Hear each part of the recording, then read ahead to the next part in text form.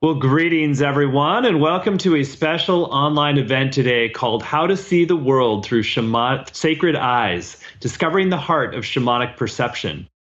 My name is Stephen Dinan. I'm the founder and president of the Shift Network, and I am delighted to be here with you, learning from two of our beloved elders on the shamanic path who are really going to help us illuminate how do we open to a deeper kind of vision and a deeper kind of openness to reality that allows us to see through to the deeper level with a sense of reverence and blessing in how we do our days. Their names are Sandra Ingerman, who has taught many programs for Shift and is one of the most respected shamanic teachers of our day, and Evelyn Rysdyk, who is also working with Sandra on really bringing forward some of the deep indigenous teachings into a modern context, so that we can live in a new way with more openness, more joy, and more purpose, more connected to higher sources of guidance, more connected to plants and animals, and really in a way that has a deep kind of wholeness to it. So we're really blessed to have these two here today teaching together on Shift for the first time. So welcome, Sandra, and welcome, Evelyn. Thank you, Stephen. Hi, Stephen. Great. Well, I know we talked about, Evelyn, having you lead us off with a prayer invocation blessing, since we want to make this a sacred time together, that we're really not just listening, but we're joining together as a community across these wires so that we can open to our higher self and learn in the deepest possible level. So Evelyn, why don't you bless us in? I will do so. So I want to ask everybody to just take a minute and take a breath. Close your eyes and give thanks for the exploding novae that made all the elements that fill your body. So we're children of the cosmos. And those same elements formed from light have formed our planet, have formed each one of us, all the creatures that inhabit this marvelous world. And that we live here in a blessed place where the dance of the elements sustain life. And breathe all of that in deeply, that you are held by the earth with all of Earth's other creatures, that our earth is held in the cosmos, embraced by that tapestry of stars that we see above our heads, but also cradles us from beneath our world and all around.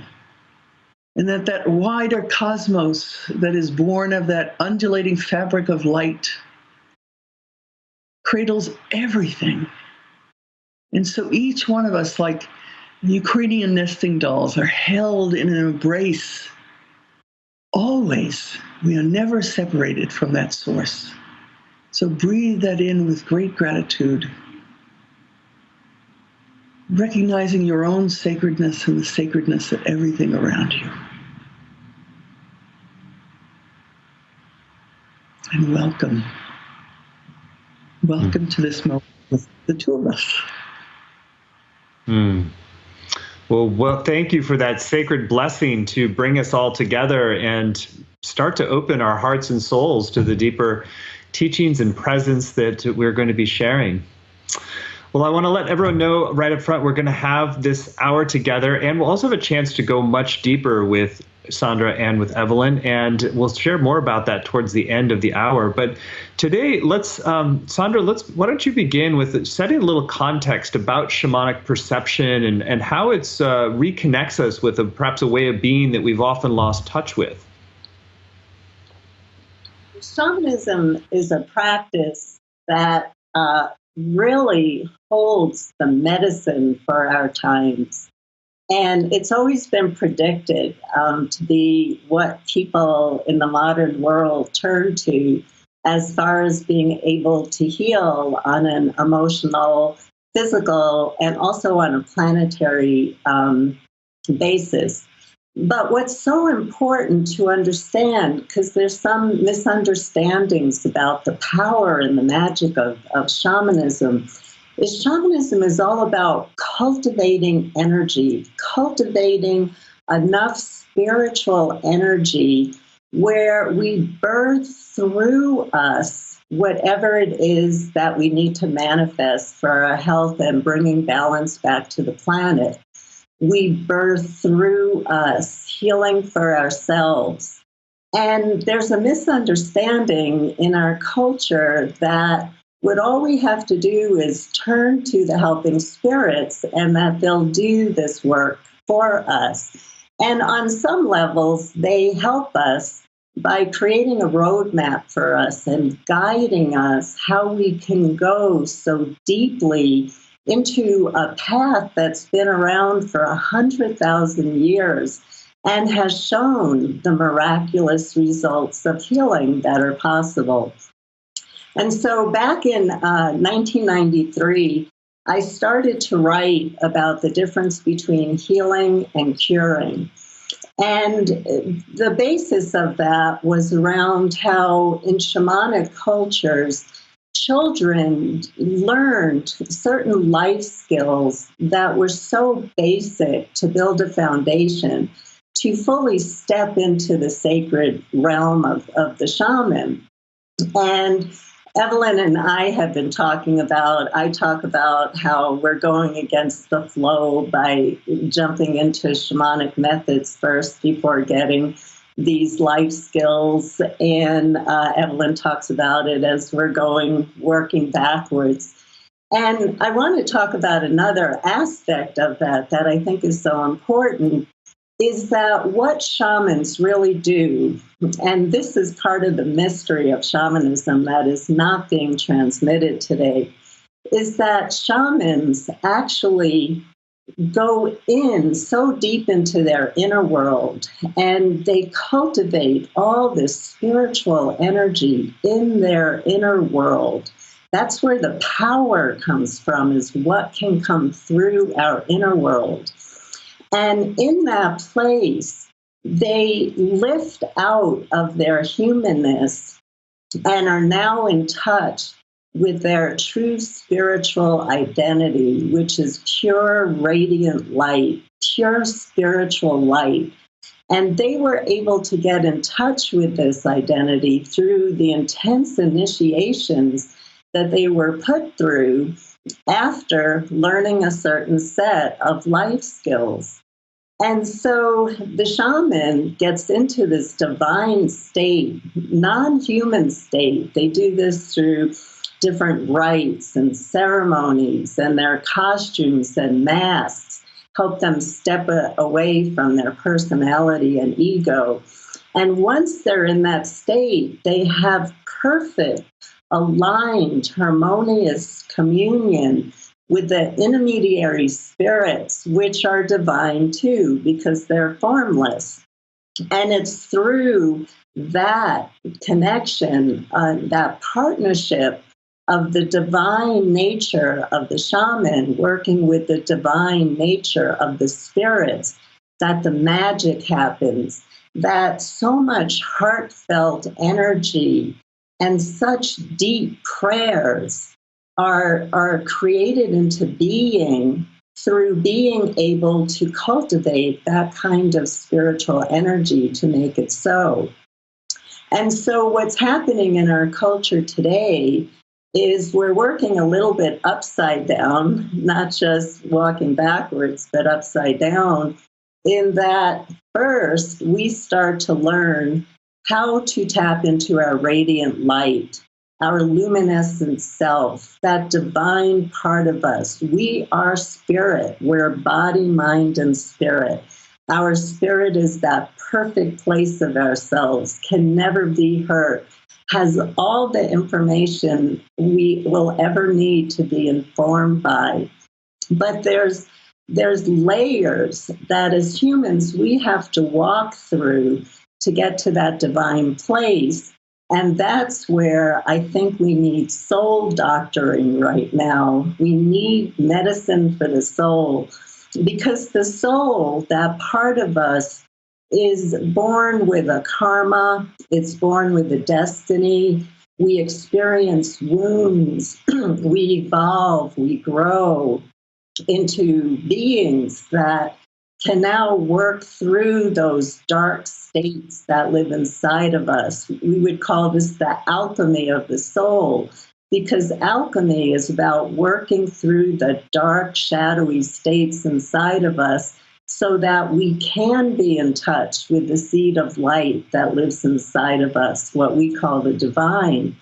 And so as we heal the past karmic issues that we came into this world with, as we look at our wounds that need to be healed, and as we repair those old stories, we transform the nature of our soul so that we're moving from a place of responsibility and maturity and a depth of wisdom that allows us to actually enter into that divine state that brings us into the role of the shaman, where then our heartfelt prayers have that energy. We've cultivated the energy so that we can birth through us, being in partnership with the divine spirits, we can birth through us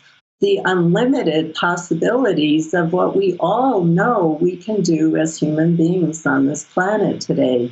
But first, we have to heal the soul.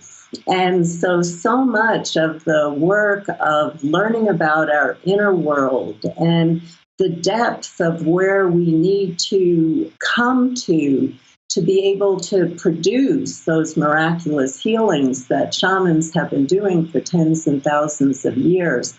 That's the work that we still need to do at this particular point. And we can do them in tandem with each other, but we have to attend to our projections and those darker states of consciousness that then are transformed into states of light where we can stand in our full shamanic power and move forward. Oh, well, you covered a lot of territory there, Sandra. Let's, Evelyn, go over to you. One of the things that Sandra mentioned was that this sense of sometimes we're doing things backwards versus a more traditional shamanic path. And I'd love to explore that a little bit more and how we can, in a way, set different kind of foundation for our shamanic exploration. Well, in our culture, we're absolutely trained to be external, and to reclaim a different way, the way of our ancestors, means we have to be like salmon swimming upstream in a way. We're swimming against the tide of how we've been enculturated, of our education, to bring ourselves back into ourselves and to, in some ways, rebuild the foundation that is not given to us in our culture. So I think of a child who cobbles together the best adult they can, which most kids do, and they do it often too early. And you make an adult when you're 4 to 7 years old. You sort of create this template. But when you get to be an adult, you recognize that you missed a few bits, and you have an opportunity to fill those in. I think this is actually a deeper kind of foundation filling in, because we have to learn how to, first of all, antidote our marvelous senses, because our senses, which are external tools, teach us about separation. They teach us about limitation, even though I would never want to lose any one of my senses. To recognize how limited they are. We can only see the small spectrum of visible light, the smallest section of audible sound. And when I look at someone in front of me, I see the distance between us. So when we bring ourselves back into that foundation place that Sandra was just talking about, we are looking at from a different perspective.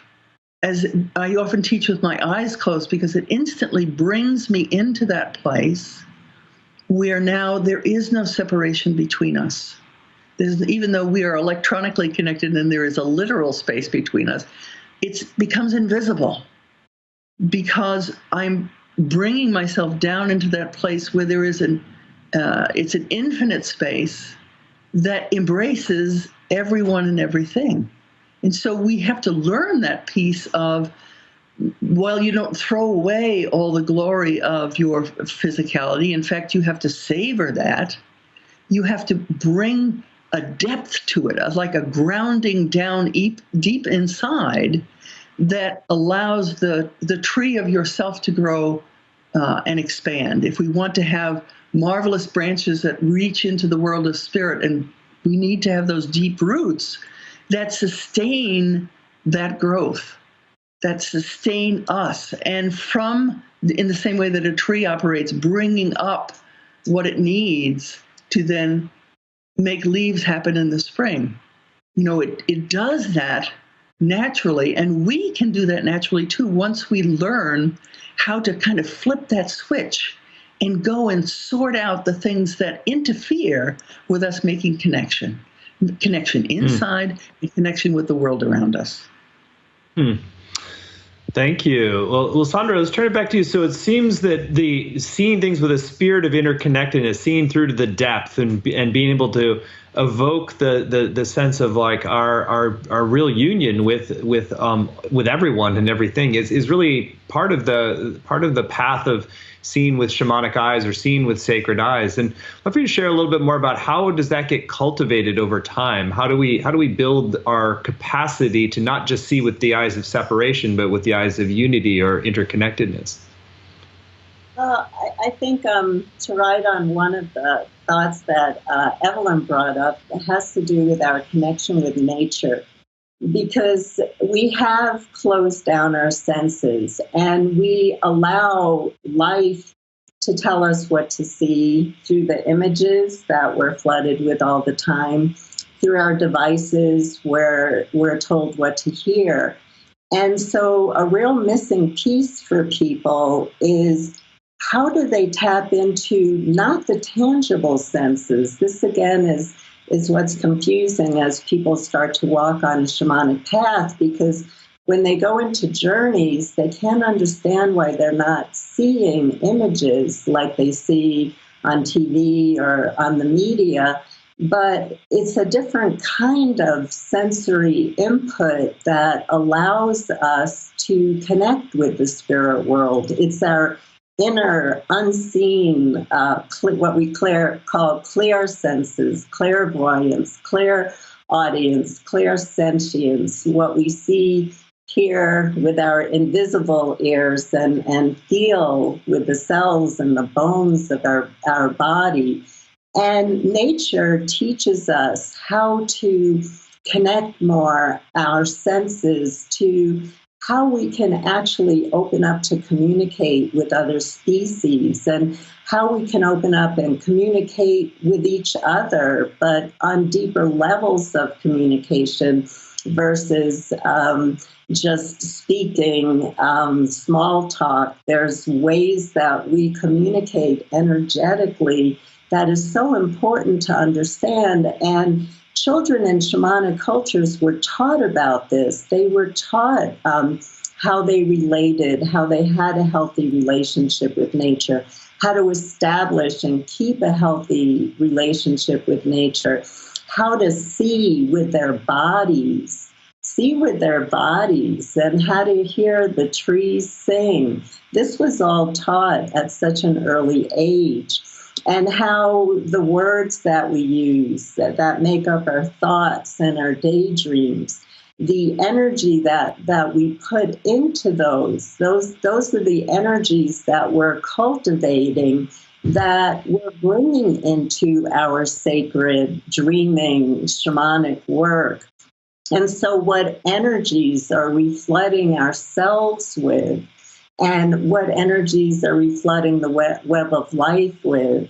And if you think of the earth as one organism, what energies are being absorbed by the earth that are coming from our words, our thoughts, our dreaming?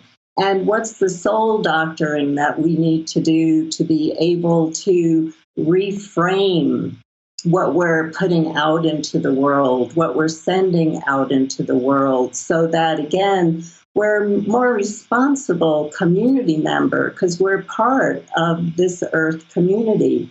And so how are we more responsible with our talk, even our self-talk that we do to ourselves? That affects the whole entire web of life too, because that's the energy that we're putting out into the world. It's affecting our own health also.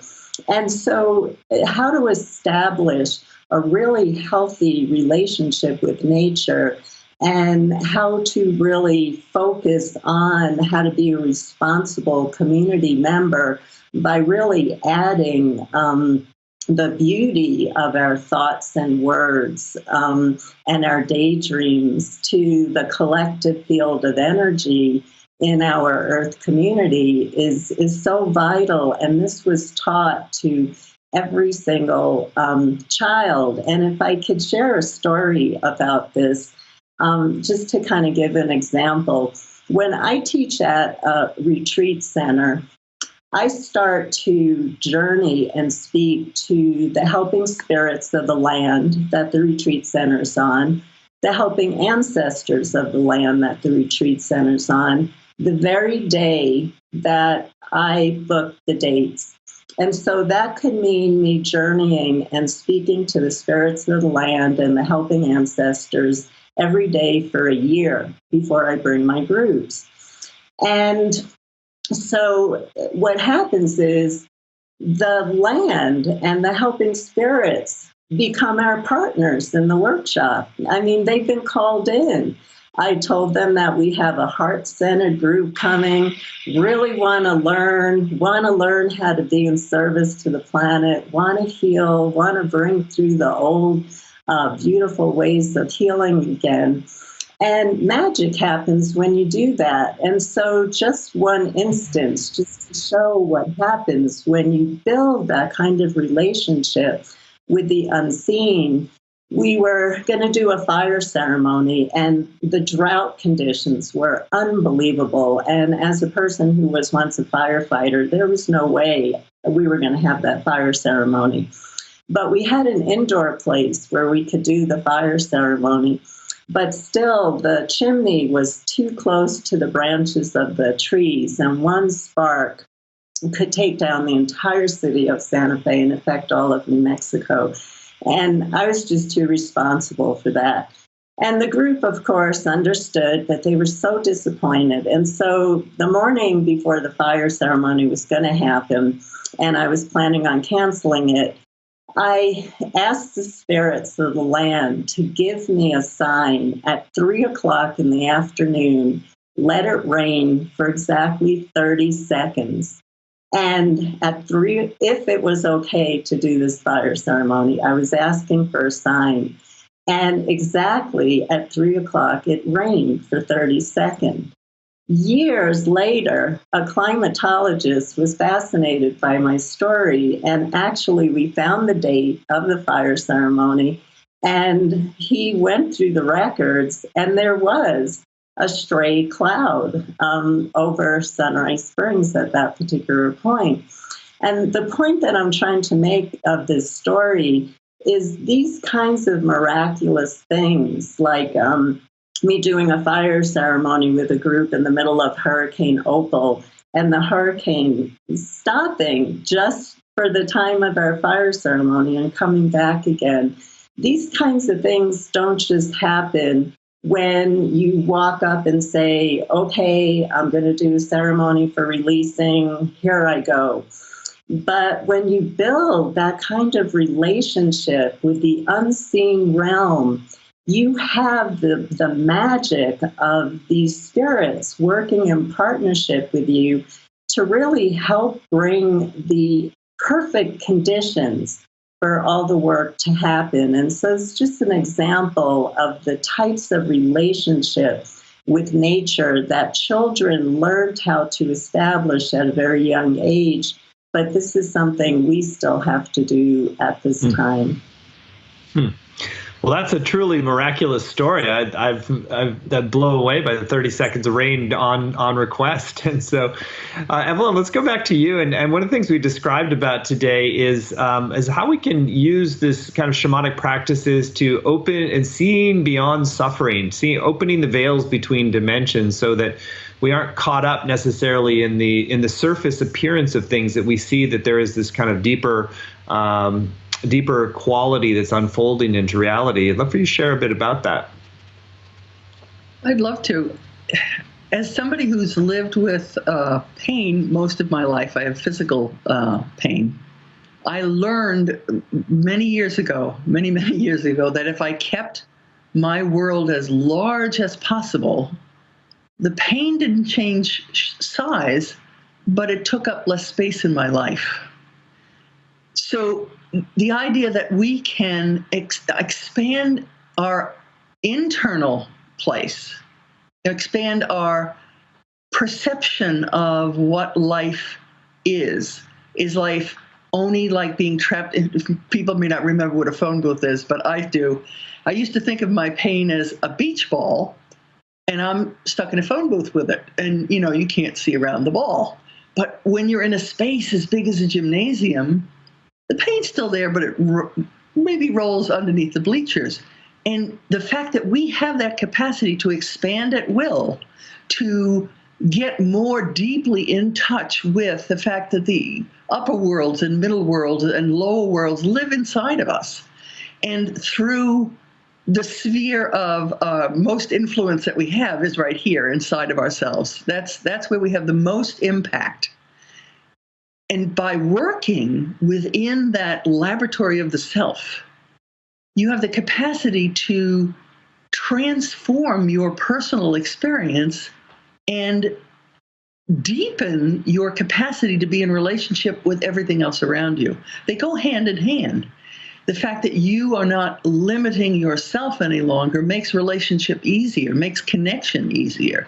You're able to perceive the other beings that you're around in a very different space, because you recognize on some level they may be stuck in their small self. We get edgy sometimes with people. But when you recognize that some people get stuck in their small self and they need to be able to expand in order to recognize that there's beauty around us no matter what is happening in the earth plane. And that's a really powerful lesson. Not just in an intellectual way, but that you can feel this kind of loving, light, expansive experience of life no matter what trouble is happening in the moment, and to hold on to that perspective while attending to the details that need to happen. So to be in both big self and attending to detail is possible when you have broadened that capacity to hold that larger space of yourself, that space that's wide enough where there are no edges. You're connected to everything at that very extension of your being. You are overlapping everything. It feeds you, and you in turn, with your own heart and your own focus on beauty and light and all the gifts that we receive, even when we think we're in the worst place in the world, that we honor those gifts, and they then go out to all those beings. So we learn how to work with whatever is, and then to transform whatever is into something else. It requires acceptance on some level of where we are without judgment, and then to work those threads of what needs to be removed, what needs to be healed, changing our perception of ourself, changing our perceptions about the world around us. All of those things so we can get into the place where we can sit deep and embrace the experience that we're in right this moment. And in that, being able to feel surrounded by so much support, so that the animals are there with you and the plants are there with you, and they're giving you feedback all the time. Learning how to be in nature, not as an upright human being that walks in a straight line with headset on, but to be as an indigenous person walking a few steps like the animals do, work a few steps and stop. Walk a few more steps and stop, and let your ears become like the deer's ears. and your eyes like the birds that look, they turn their heads to look up to see if a hawk is up above them. Learning to do that changes the old perception of who you are. It changes just about everything you can imagine. And it really does start in working the threads that you have right here, again, in the sphere of influence that you have the most power to work. Beautifully said. I love the way you really bring alive also learning from animals and how they're perceiving too. And one of the things we described on to the description for today was about using nature's elements as allies. And so that's part of what the shamanic perception really opens up, is being able to access these different kinds of intelligences and access a different kind of wisdom that comes from being able to see the world through a whole different set of lenses. So Sandra, I'd love for you to share a little bit more about how can we deepen that ability to use nature's elements as allies for guidance and more information for healing. Well, earth, air, and water and fire are helping spirits. And these elements give us life. And we are also water, earth, air, and fire. We are these elements. They are us. And they are beings that are intelligent. And one of the things that's happening right now, because of all the environmental catastrophes going on, is people are starting to fear the elements, and especially children. And this is something I teach a lot about, because we really have to get children to once again embrace the elements as our friends and teachers, and that they give us omens and they teach us all the times. And so the elements are really wonderful. So shamans might take a prayer and blow it into a stone and bury it into the earth, and the earth takes our what we're asking to be manifested, and works again with our own divinity to make it so. The wind was here before any life was here, before water was here, the wind was here. The wind is such an ancient being, and so many of us, including myself, work with the wind as allies. And I was actually told by the wind not to get on an airplane around the time of 9/11. I didn't know what was happening. Again, it was just a miraculous experience of the wind trying to protect me, because I've been working with it as a partner so strongly.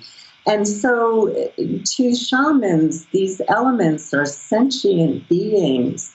And when we start to communicate and treat them with respect and do our gratitude practices, not from a rote point of view, but truly from our hearts. So once again, we're cultivating the right energy for that practice of reciprocity, because in shamanism, whatever you put out comes back to you in return. And as we start to honor the elements in the respect that they deserve more than respect. You know, we should be honoring them every moment for what they bring to us and for who we are. All of a sudden, our relationship with the environment changes. We start to notice more balance comes in.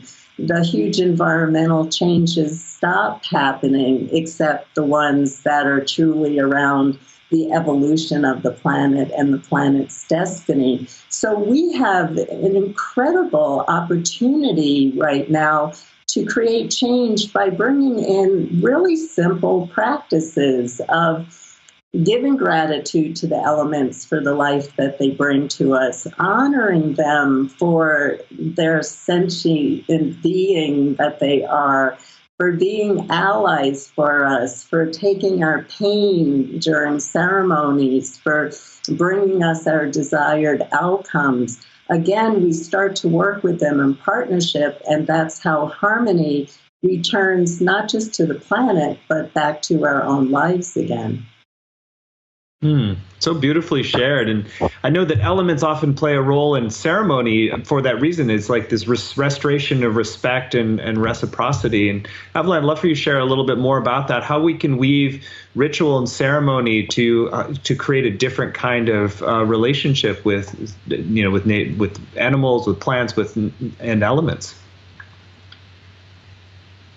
I always like to use gratitude as my baseline when I move through the world, when I'm making an offering in the morning just for the fact that I woke up this morning, to be grateful for the day, to thank the birds coming to the feeder, to thank the animals that visit. And there is much more activity. The more that you offer gratitude to the natural world, the more the natural world reveals itself to you. No matter where you live, you can live in suburbia or even in the big city, you will start to see more birds, you will start to see animals, you will get glimpses of things that other people say, oh, that can't be possible. And you'll be the one that sees coyote on the sidewalk, and you'll be the one that sees the hawk swoop by your window. Because that vibration encourages relationship with those beings. So the simple act of allowing yourself to fill up with gratitude for everything that we're given every day, and then to be in dialogue with those beings. Sandra was just talking about wind, and we have storms here on the East Coast that can be pretty powerful, and I like to work with storms because they're very dynamic and they're exhilarating and terrifying all at the same time. And you can work with the sentience of the storm and thank it for stirring the atmosphere, first of all, or if it's bringing rain, thank the storm for bringing us rain. If it's an electrical storm in the summertime, I like to negotiate with the storm about, first of all, thanking it for stirring the atmosphere again, and remind it that we are very small down here and you are very powerful. If at all possible, please discharge your lightning cloud to cloud instead of cloud to ground. And that has been a prayer of mine, again, with a heart full of gratitude. If you can do that, we'd be very grateful because we are small and your lightning is very powerful. And prior to me doing that work, this neighborhood got at least 3 lightning strikes, bad ones. And the fact that I go to the storm, and I've taught other people to go to the storm and negotiate with the storm that is far bigger than us. It's necessary. We don't need to move it. We need to be in relationship with it. Thank it for what it does. And help it to know that we are very small beings, and if at all possible, use your energy in such a way that it does not harm either the trees or the people or the animals down here. And so being in that place of gratitude provides this foundation for all different kinds of relationships, recognizing that everything not only is alive, that you think of that intellectually, but you practice that they're alive, and you begin to have this sense of reciprocity, that you are speaking to a being that has its own agenda, it has its own power, and you can have this interchange, learn about it, and maybe it also learns something about what it means to be a human being.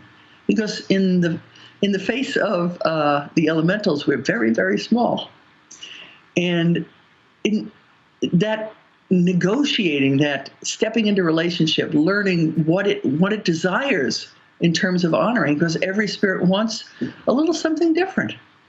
And again, from that place of gratitude, it's easy to say, what is it that you would like? It's like giving somebody that you care about the food they enjoy. Or play, you discover a piece of music that somebody else would love and you should want to share it. So it comes from that heart place of recognizing your family is really enormous. I love the sort of the family, the everyday quality of that relationship is giving something they really like, and it makes it very humanizing in a positive sense, just to just to really have that sense of like, oh, they're real sentient entities that we can have a real relationship with. Well, Sandra, let's go back to you. And another thing we mentioned on the page today, I would love to get a little bit of your insight onto is that, I think shamanic journeying has become very well known as a way to access the higher guidance. And love to just share a little bit about some other practices that help us to open a visionary awareness from a shamanic perspective. Well, yes, working with the helping spirits is really wonderful. And as I shared earlier, instead of asking so much for the helping spirits of what they can do for us, working with them as true partners who have a different perception on what we're experiencing in our lives, and so they can share guidance with us.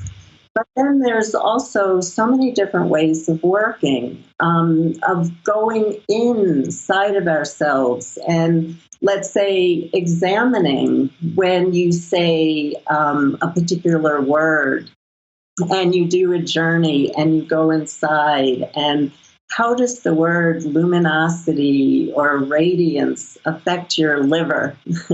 And how does the word hate affect your liver? And when you can start to realize that everything, every behavior, every act that you do in the world has an impact on your own body. And again, then we open up to the awareness of the larger family that we're connected to. As Evelyn just shared, our family is huge. And so we can start to do journeys to start to go within to examine how we can change some of our behavior. How can I be a different presence in the world? We don't need the helping spirits to share this information with us.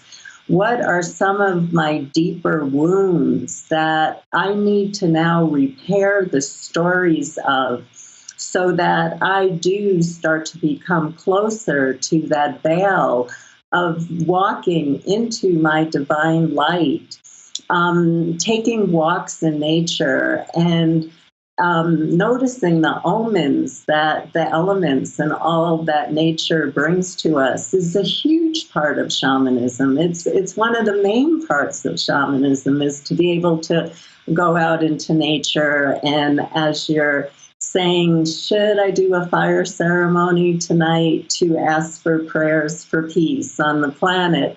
And a rainbow forms in the sky. That's a shamanic ceremony when we go out and we look for omens, and omens are given to us. And it is a part of shamanism when we sit in nature and gaze out over the mountains and into water, or stare into the fire, or just allow the breezes to caress us. That's the practice of deep listening in shamanism, where we allow the elements to inform us on so many different levels. And so there's so much more to working with helping spirits, because there's a whole realm of, again, sentient beings in the middle world who we want to bring into our family. They are already our family, but we've forgotten that. This is a time of awakening to our part of being the earth organism, and what does that all mean? So there's so many different shamanic practices of going out and being with nature, absorbing the omens, observing the omens, learning how to work with negative energies, not through a journey, but they're coming at you, and you have the ability to transform them and use them for your own creativity. These are just really simple practices that go far beyond what we can do with shamanic journeying. Well, it's amazing, the whole panoply of possibilities it opens up. I love the way there's a restoration of our sense of family connection to the entire natural world and elements, and seeing through the eyes of different animals and their perceptual abilities, and it's, discovering helping spirits.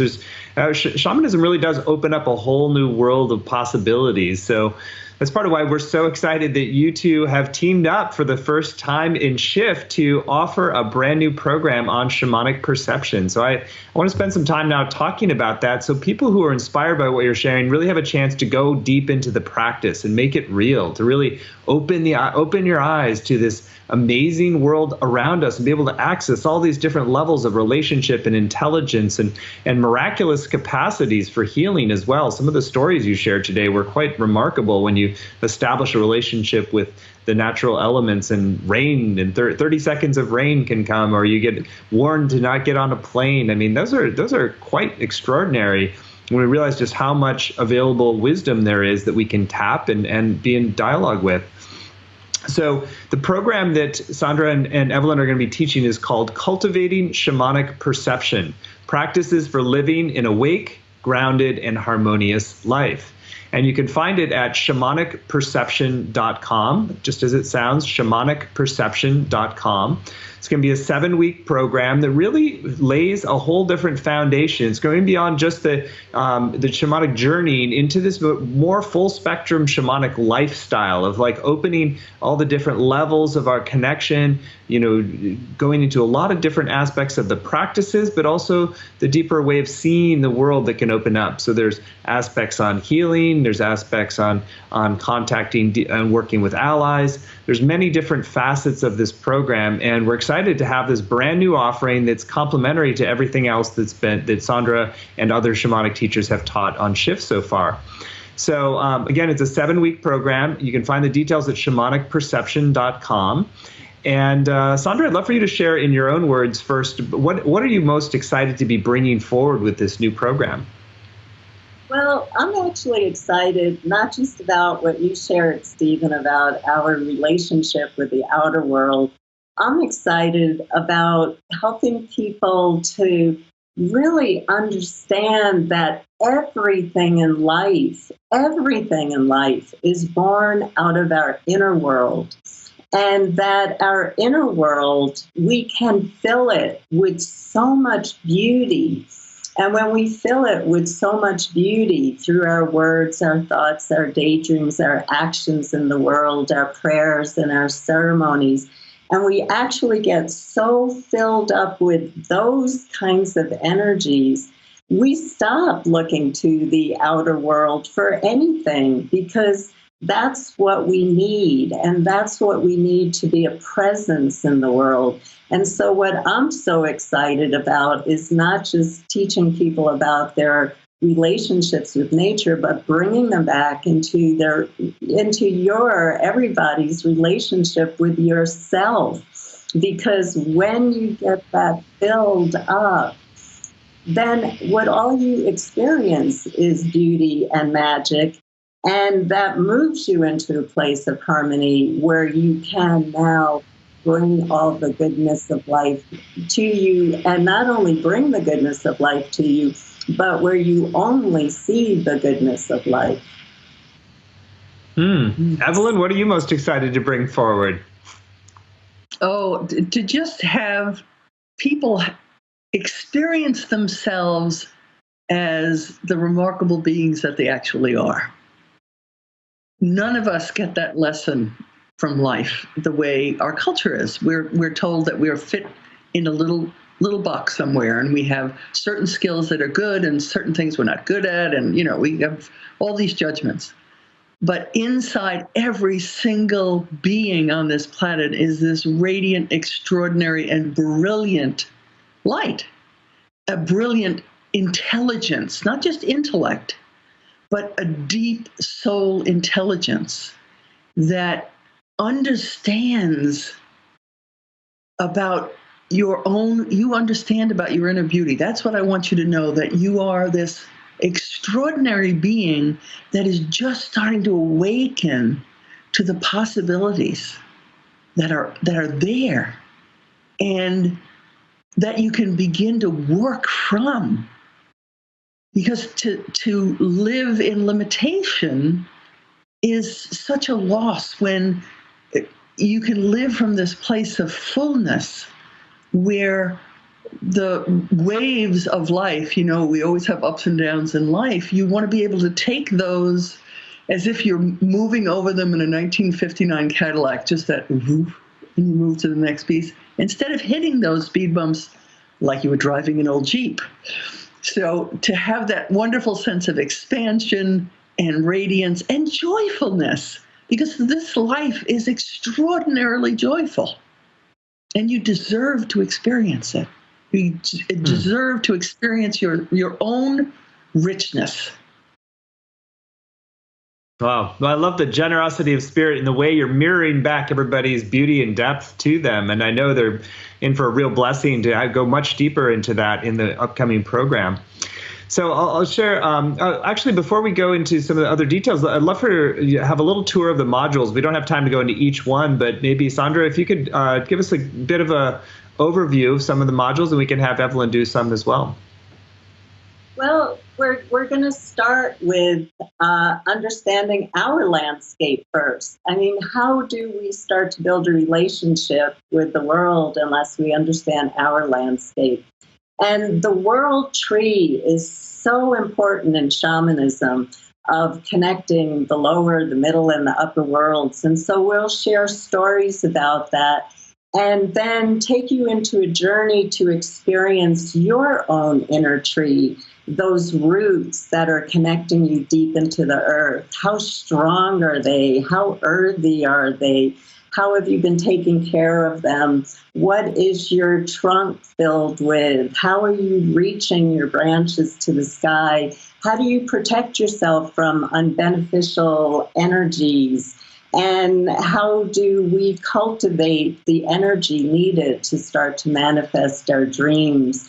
And looking at how so many people are stuck in seeing the suffering of the world, and how do we tap into not just our compassionate observer, but how do we work with the shamanic way of being able to transform all energy that we're experiencing as neutral energy, and looking at what are the roots of scarcity that stop us from being able to manifest what we're so passionate about. Where did this whole belief of scarcity come in? So in looking at how we can create and manifest more in the world, looking at the roots of scarcity besides learning all the lessons of creation and manifestation.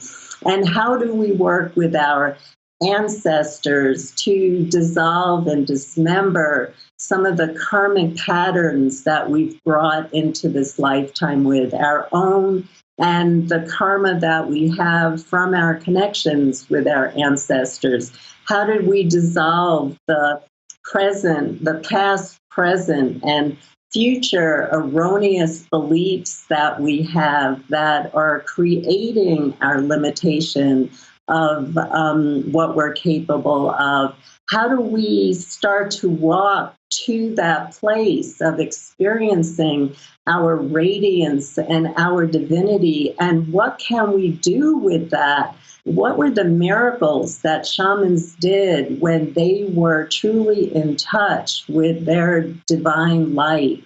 What were the miracles, and what are we missing in the pieces of the puzzle of our work that don't allow us to be able to oftentimes obtain the same results because we might not have done enough work before we jumped into our divinity to transform those dark states inside of ourselves? So these are some of the issues that I wanted to, some of the themes that we'll be talking about. Our sessions will be lectures, storytelling.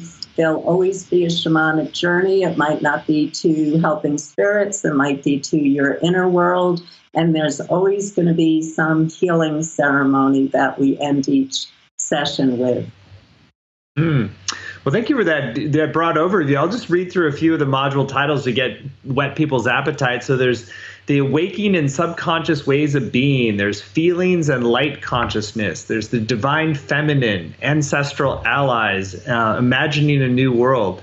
there's a lot of very practical skills in this about how to reshape the very way that we engage reality. And so it's like we're creating in a different way, we're manifesting in a different way, we're connecting with different qualities in ourselves. So it's a very full spectrum approach to shamanic perception that you're offering here. Again, you can find all the details at shamanicperception.com. Again, that's shamanicperception.com. And there's a lot of extra bonuses that really enhance the value of this program. So you get not only the 70, 90-minute class sessions with Sandra and Evelyn, and I should note that these are on video. So you have the intimacy, the connection, the rapport that comes from being able to see directly. And also some of the ritual and ceremonial elements become even richer and more alive with that. You get the live sessions, and you get recordings, you get PDF transcripts. We also do audios, so if you want to listen to them in the car or elsewhere. And there's a number of extra bonuses as well. There's one called the Introduction to Shamanic Journey, one of the most venerated and important practices of shamanism that Sandra is offering. There's a series of guided journeys from Sandra and Evelyn together called Journeys to the Upper and Lower Worlds. And there's a particular teaching also from Evelyn called Becoming the New Human. So those are all extra bonuses, and there's one extra bonus which is available only today until midnight. We like to do this as a way to thank you for being here and to encourage you to go to the page at shamanicperception.com. Give it a read and tune in, and you might even do a little journey or access whatever kind of guidance you can. And if you're getting a yes to move forward, then you get an extra incentive to do so today. This is an interview with Sandra and Heather Ash Amara called Staying Centered in Times of Change. It's a video dialogue. It's all about holding and sharing your light with the world. So you can see more about that. Sandra, you want to share anything about that extra bonus that people get when they sign up today? Well, it was a beautiful, beautiful time between Heather Ash Amara and I. Our presence really came together in an alchemical way where we walk people through the practices that we really need to incorporate into our life to bring more health and harmony and balance to ourselves, to all of life in the world. Beautiful. Well, that's a great extra incentive to sign up today at shamanicperception.com. A few other things. We've kept the investment really accessible. It's just 3 payments of $109, or you save about 10% when you pay in full, $297. So the course is going to begin on July 24th and run on Tuesdays at 5 p.m. Pacific time. And even if you can't make the live time, you can still get the full value by participating with the downloads and in the community. So amazing teachings in this program. And I think the really beautiful chemistry between the two of you, it's great to have you teaching together. Evelyn, anything that's on your heart that you want to still share about the upcoming program? Well, I'm tickled to be working with Sandra because we do share so many of the same ideas from completely different perspectives. So I think it's going to be a delight to be able to weave those together for this program. So I'm excited to be here to present with you and for you that are listening and watching. Great. Well, Sandra, any final closing thoughts from you about folks who are considering joining you for this next step of the journey? Well, I'm also excited about teaching with Evelyn. Evelyn has a great sense of humor, great storyteller, and I know that we're going to bring through really special practices that are actually going to put people who have been desiring to understand more about the path of the shaman, but have been going about it maybe in a backwards way, how all of us are going to come together and deepen our inner worlds in a way where we're going to be able to share through global community amazing changes in our own lives and how we're all perceiving the world from a different place and how we all are finally embracing our beauty and the destiny that we were all promised when we came into this world, which is really a life of joy. A life of joy. That's really at the heart of it. So if you are called to a life of joy and want to deepen on a shamanic path out there, I highly encourage you taking this program. It's Sandra and Evelyn are terrific teachers, are really committed, and the community that forms is amazing on these programs, a really global community of people sincerely dedicated to personal transformation and collective service. So again, you can find all the details at shamanicperception.com, and if you get signed up by midnight tonight, you get the extra bonus with Sandra and Heather Ashamara. So thank you both for a really wonderful hour, and thank you all for joining us out there. Let's go forth and see the world with more sacred eyes, spread a deeper wisdom, access this kind of deeper intelligence all around us, and reconnect with our the whole family of life, which we are all part of. So, and if you are called to go deeper on this path, we welcome you into cultivating shamanic perception at shamanicperception.com. So thanks all. Bye, Sandra. Bye, Evelyn. Take care.